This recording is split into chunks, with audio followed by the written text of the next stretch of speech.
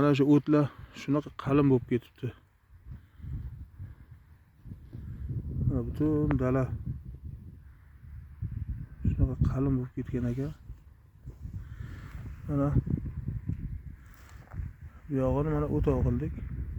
O'toq qilingan joy. Ko'chatlarimiz hammasi ajralib qoldi. Mana hammasi ajralib qoldi.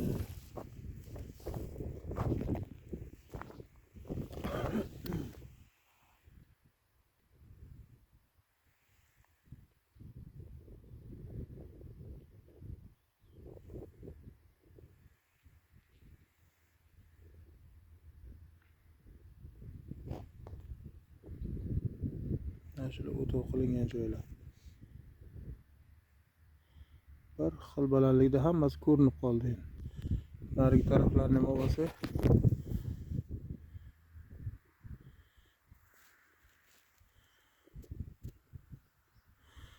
mana yurib ehtiyot bo'lib yurib chiqamiz. Unaqa zarar bo'lmayapti ham, deyarli bo'lmayapti ham. Endi bitta yarimta bosilgan, oyoq bilan bosilgani ko'tarilib qolsa kerak.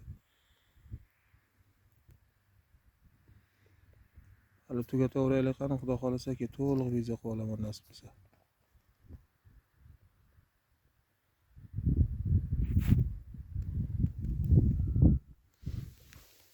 Mana shu o't.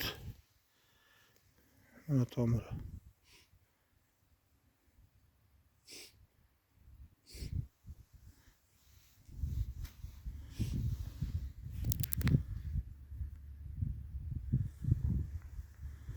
Yurib ko'rsataman.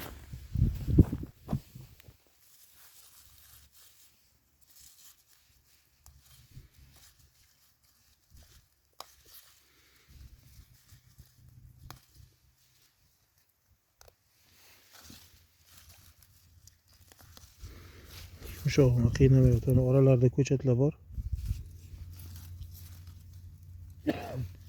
Mana ko'chatlar.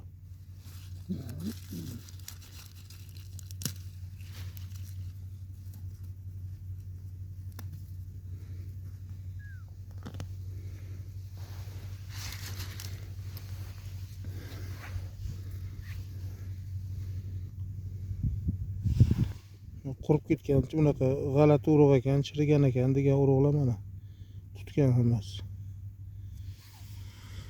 O'shanaqa urug'lar, lekin bu yerda yotganlari ham ko'p. Endi bular nimaga chiqmagan bilmadim.